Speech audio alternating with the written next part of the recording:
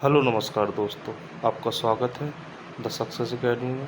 आज हम पढ़ेंगे प्राचीन भारतीय इतिहास के स्रोत के 55 महत्वपूर्ण एमसीक्यूज जो कि यूपीएससी, यूपीपीसीएस, आरओ जैसे सभी महत्वपूर्ण कॉम्पिटिटिव एग्ज़ामों में जो प्रश्न बार बार पूछे जाते हैं, उन सभी प्रश्नों को चयनित कर हम लोगों ने आपको इस वीडियो में दिए हैं। तो चलिए शुरू करते हैं। पहला प्रश्न है आपके सामने, भारतीय इतिहास का सबसे प्राचीन साहित्यिक स्रोत कौन सा है? तो option A Upanishad, option B Ramayana, option C Rigveda, option D Mahabharata. तो इसका सही आंसर है ऑप्शन सी ऋग्वेद। बढ़ते हैं इसी क्रम में दूसरे प्रश्न की ओर। ऋग्वेद में कुल कितने मंडल हैं? Option A 8, option B 10, option C 12, option D 18। तो आपका सही आंसर है ऑप्शन बी 10। बढ़ते हैं तीसरे प्रश्न की ओर। वेदों को क्या कहा जाता है? ये बहुत महत्वपूर्ण प्रश्न है आपका। वेदों को क्या कहा जाता है? तो वेदों को ऋतु श्रुति कहा जाता है, श्रुति कहा जाता है। बढ़ते हैं चौथे प्रश्न की ओर। प्राचीन भारतीय इतिहास के स्रोत मुख्यतः कितने प्रकार के हैं? Option A 2, option B 3, option C 4, option D 5। तो आपका सही आंसर है ऑप्शन ए 2। प्राचीन भारतीय इतिहास के स्रोत मुख्यतः कितने प्रकार के हैं? तो 2 प्रकार के हैं। बढ़ते हैं पाँचवें प्रश्न की ओर। निम्न में से कौन साहित्यिक स्रोत है? तो ऑप्शन सी वेद साहित्यिक स्रोत है, सिक्के, अभिलेख और स्तूप नहीं। बढ़ते हैं छठे प्रश्न की ओर। राजतरंगिणी के लेखक कौन है? तो राजतरंगिणी के लेखक ये सभी को पता होगा, ऑप्शन बी इसका सही आंसर है कल्हड़। ये महत्वपूर्ण प्रश्न है आपका। बढ़ते हैं सातवें प्रश्न की ओर। राजतरंगिणी किस क्षेत्र का इतिहास बताती है? तो राजतरंगिणी कश्मीर का इतिहास बताती है और इनके लेखक हैं कल्हड़।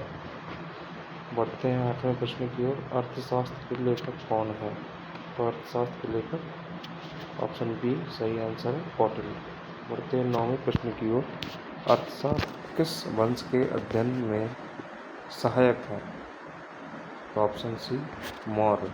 अर्थशास्त्र मौर्य वंश के अध्ययन में सहायक है, ऑप्शन सी इसका राइट आंसर। बढ़ते हैं 10वें प्रश्न की ओर। इंडिका के लेखक कौन थे? तो मेगास्थनीज इसके सही आंसर है ऑप्शन सी। बढ़ते हैं 11वें प्रश्न की ओर। मेगास्थनीज किसके दरबार में आया था? तो option A Ashok, option B Bindusara, option C Chandragupta Maurya, option D Samudragupta. तो इसका सही आंसर है ऑप्शन सी चंद्रगुप्त मौर्य के दरबार में मेगास्थनीज आए थे। बढ़ते हैं 12वें प्रश्न की ओर। हर्षचरित्र के लेखक कौन है? तो ऑप्शन बी इसका सही आंसर है बाणभट्ट। हर्षचरित्र के लेखक थे बाणभट्ट। बढ़ते हैं 13वें प्रश्न की ओर। हर्षचरित्र किस शासक से संबंधित है? ये भी बहुत महत्वपूर्ण प्रश्न है। हर्षचरित्र के लेखक थे बाणभट्ट और ये किस शासक से संबंधित है? तो ये हर्षवर्धन के शासक से संबंधित है, ऑप्शन सी राइट आंसर है इसका। बढ़ते हैं 14वें प्रश्न की ओर। अष्टाध्यायी के रचयिता कौन है? तो option A Patanjali, option B Panini, option C Nagarjun, option D Kalidas. तो अष्टाध्यायी के रचयिता कौन है? तो ऑप्शन बी पणिनि। बढ़ते हैं 15वें प्रश्न की ओर। महाभाष्य के लेखक कौन है? Option A Patanjali, option B Panini, option C Varahamihira, option D अश्वघोष। तो इसका सही आंसर है ऑप्शन ए पतंजलि। महाभाष्य के लेखक हैं तो वह पतंजलि। बढ़ते हैं 14वें प्रश्न की ओर। बुद्ध चरित्र की रचना किसने की? ऑप्शन सी इसका राइट आंसर है अश्वघोष ने बुद्ध चरित्र की रचना की थी। बढ़ते हैं 17वें प्रश्न की ओर। संगम साहित्य किस भाषा में लिखा गया? Option A Sanskrit, option B Pali, option C Tamil, option D Prakrit. तो इसका सही आंसर है आपका ऑप्शन सी तमिल। संगम साहित्य किस भाषा में लिखा गया? तो तमिल भाषा में संगम साहित्य को लिखा गया था। बढ़ते हैं 18वें प्रश्न की ओर। जैन साहित्य मुख्यतः किस भाषा में रचा गया? तो ऑप्शन ए प्राकृत भाषा में जैन साहित्य मुख्यतः रचा गया, तो वो प्राकृत भाषा में रचा गया। इसका आंसर ए राइट आंसर। बढ़ते 19वें प्रश्न की ओर। बौद्ध त्रिपिटक किस भाषा में लिखे गए? ये बहुत महत्वपूर्ण प्रश्न है। तो पाली भाषा में बौद्ध के त्रिपिटक लिखे गए थे। Option C right answer. बढ़ते हैं 20वें प्रश्न की ओर। त्रिपिटक किस धर्म से संबंधित है? Option A Jain, option B Bauddh, option C Hindu, option D Sikh. तो इसका सही आंसर है ऑप्शन बी बौद्ध। बढ़ते हैं 21वें प्रश्न की ओर। अभिलेखों के अध्ययन को क्या कहते हैं? ये बहुत ही महत्वपूर्ण प्रश्न है आपका। तो अभिलेखों के अध्ययन को कहा जाता है एपिग्राफी। ऑप्शन बी इसका राइट आंसर है। बढ़ते हैं 22वें प्रश्न की ओर। सिक्कों के अध्ययन को क्या कहते हैं? ये बहुत महत्वपूर्ण प्रश्न है आपके, जो कि हर बार प्रश्न आते हैं आपके पेपरों में। तो सिक्कों के अध्ययन को कहते हैं न्यूमिस्मैटिक्स। ऑप्शन ए है इसका राइट आंसर, न्यूमिस्मैटिक्स। और अभिलेखों के अध्ययन को कहते हैं एपिग्राफी। अभिलेखों के अध्ययन को कहते हैं एपिग्राफी। 22वां प्रश्न आपके सिक्कों के अध्ययन को कहते हैं तो न्यूमिस्मैटिक्स। बढ़ते हैं 23वें प्रश्न की ओर। ब्राह्मी लिपि को पढ़ने का श्रेय किसे है? Option B James Prinsep. Brahmi लिपि को पढ़ने का श्रेय किसको जाता है? तो वो है जेम्स प्रिंसेप। सबसे पहले इन्होंने ब्राह्मी लिपि को पढ़ा था, जेम्स प्रिंसेप ने। इसका बी आंसर राइट आंसर। बढ़ते हैं अशोक के अधिकांश अभिलेख किस लिपि में है? तो वह है ब्राह्मी लिपि में। अशोक के अधिकांश अभिलेख ब्राह्मी लिपि में लिखे हैं। बढ़ते हैं 25वें प्रश्न को। खरोष्टी लिपि किस दिशा में लिखी जाती थी? ऑप्शन ए बाएं से दाएं, ऑप्शन बी दाएं से बाएं, ऑप्शन सी ऊपर से नीचे, ऑप्शन डी नीचे से ऊपर। तो इसका राइट आंसर है आपका दाएं से बाएं। खरोष्टी लिपि किस दिशा में लिखी जाती थी? तो दाएं से बाएं ओर की ओर लिखी जाती थी खरोष्टी लिपि। ये महत्वपूर्ण प्रश्न है आपका। बढ़ते हैं 26वें प्रश्न की ओर। प्रयाग प्रशस्ति किसकी रचना है? तो option A Banabhatta, option B Harishen, option C Kalidas, option D Padmini. Option B इसका राइट आंसर है हरिशैन। बढ़ते हैं 27वें प्रश्न की ओर। प्रयाग प्रशस्ति किस शासक से संबंधित है? समुद्रगुप्त के शासनकाल से संबंधित है। प्रयाग प्रशस्ति किस शासक से संबंधित है? तो वह Samudragupta. Option B right answer है। बढ़ते हैं 28वें प्रश्न की ओर। हाथी गुम्फा अभिलेख किस शासक का है? ये बहुत महत्वपूर्ण प्रश्न है। तो Kharavela. Option A Kharavela right answer है इसका। हाथी गुम्फा अभिलेख किस शासक का है? तो खारवेल की। बढ़ते 29वें प्रश्न की ओर। जूनागढ़ अभिलेख किस शासक से संबंधित है? Option A Ashok, option B Samudra, option C Rudradaman, option D Kanishka. तो इसका सही आंसर है ऑप्शन सी रुद्रदामन। जूनागढ़ अभिलेख किस शासक से संबंधित है? तो रुद्रदामन से संबंधित। बढ़ते 30वें प्रश्न की ओर। अशोक के अभिलेखों को सामूहिक रूप में क्या कहा जाता है? ये बहुत महत्वपूर्ण प्रश्न है। अशोक के अभिलेखों को सामूहिक रूप से क्या कहा जाता है? तो उसे कहा जाता है ऑप्शन बी धम्मलेख। धम्मलेख अशोक के अभिलेखों को सामूहिक रूप से धम्मलेख कहा जाता था। पढ़ते हैं 31वें प्रश्न की ओर। भारत में सर्वप्रथम स्वर्ण मुद्राएं किसने जारी की? Option A Maurya, option B Kushan, option C Gupta, option D Satavahana. तो इसका सही आंसर है ऑप्शन बी कुषाण। भारत में सर्वप्रथम स्वर्ण मुद्रा किसने जारी की थी? तो कुषाण वंश के लोगों ने किया। बढ़ते हैं 32वें प्रश्न की ओर। भारत में सबसे प्राचीन सिक्के कौन से हैं?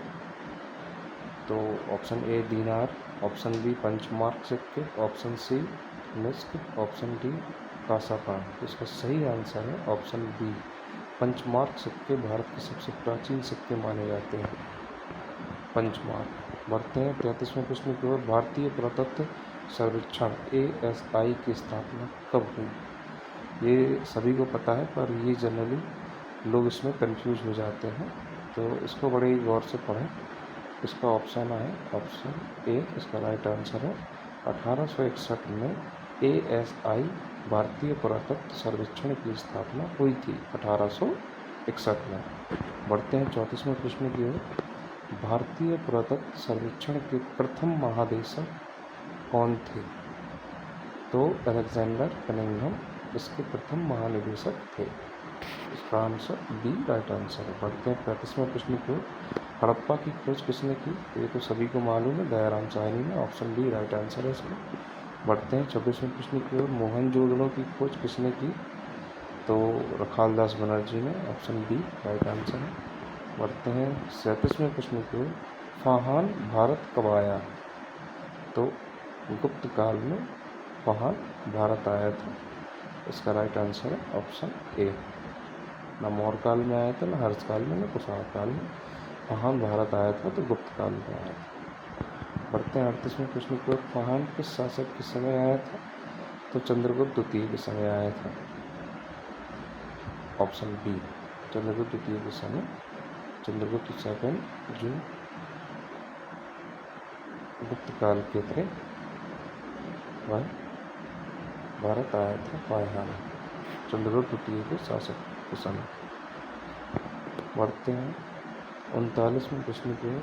हेनसांग किसके शासन काल में आया था? इसमें बड़ा कंफ्यूज होते हैं कि फाहान किसके शासन काल में आया था। तो फाहान आया था गुप्त काल में, चंद्रगुप्त द्वितीय के शासनकाल में। और हेनसांग किसके शासनकाल में आया था?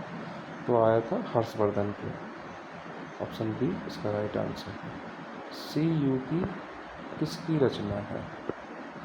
तो हेनसांग की ही CU की रचना है। Hiuen Tsang option B right answer है 40वें प्रश्न का।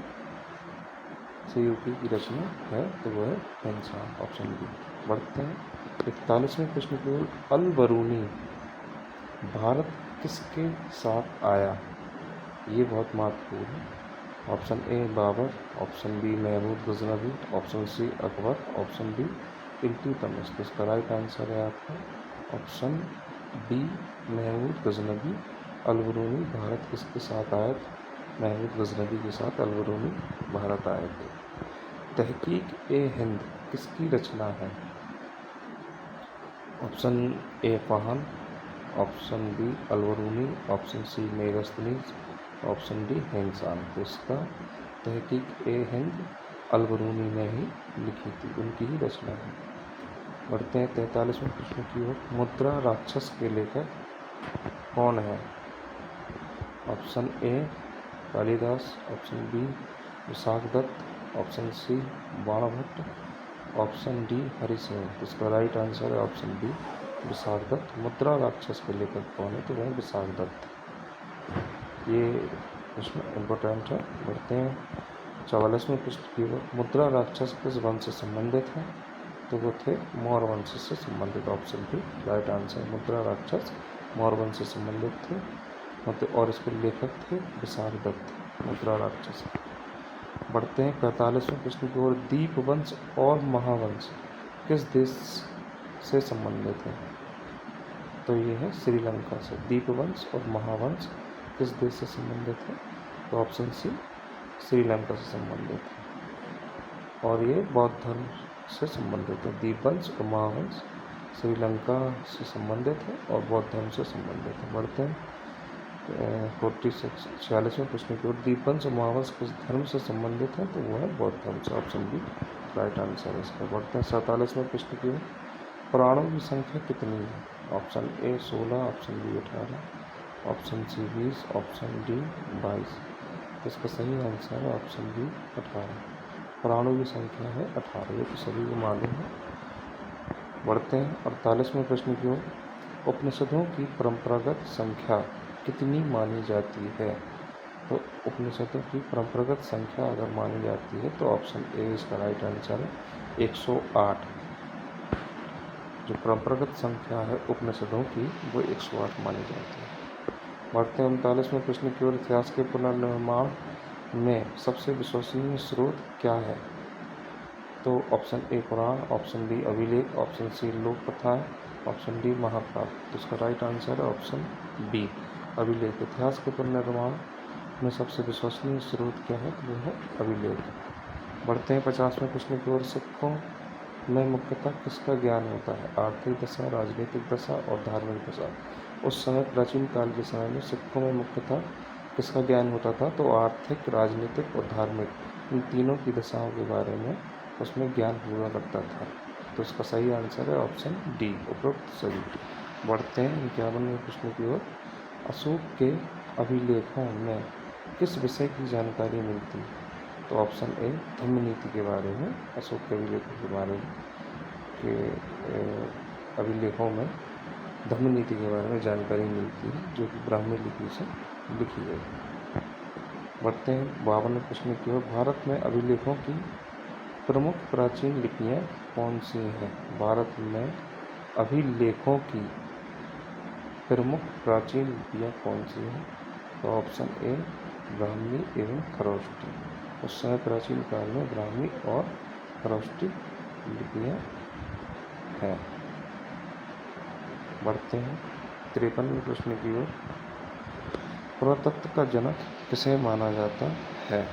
तो ऑप्शन ए कनिंघम। ये तो बहुत ही साधारण प्रश्न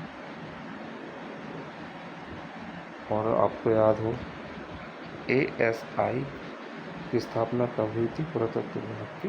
तो 1861 में। और इसके पहले महानिदेशक जो थे वो थे कनिंघम। बढ़ते हैं 54वें प्रश्न की ओर। भारतीय इतिहास के अध्ययन में विदेशी यात्रियों का विवरण किस श्रेणी में आता है? ऑप्शन ए साहित्यिक स्रोत, ऑप्शन बी अभिलेखीय स्रोत, ऑप्शन डी मुद्रा शास्त्रीय स्रोत, ऑप्शन डी पुरातात्विक स्रोत। तो इसका सही आंसर है ऑप्शन ए साहित्यिक स्रोत। भारतीय इतिहास के अध्ययन में विदेशी यात्रियों का विवरण किस श्रेणी में मिलता है? तो साहित्यिक स्रोत में मिलता है। बढ़ते हैं अंतिम प्रश्न की ओर। 55वां प्रश्न आपके सामने है।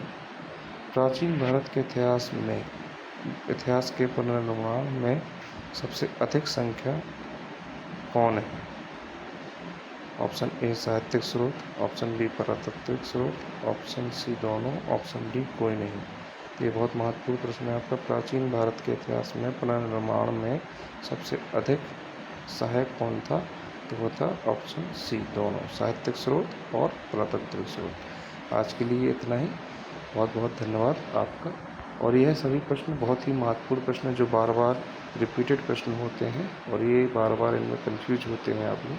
तो UPSC और PCS, RO, ARO इन सभी कम्पिटिटिव एग्ज़ामों के लिए ये सभी महत्वपूर्ण प्रश्न मैंने एकत्रित करके जो बार बार आते हैं और इसमें आप कंफ्यूज होते हैं वह सभी मैंने इसमें शामिल किए हैं। बहुत बहुत धन्यवाद आपका। Thank you.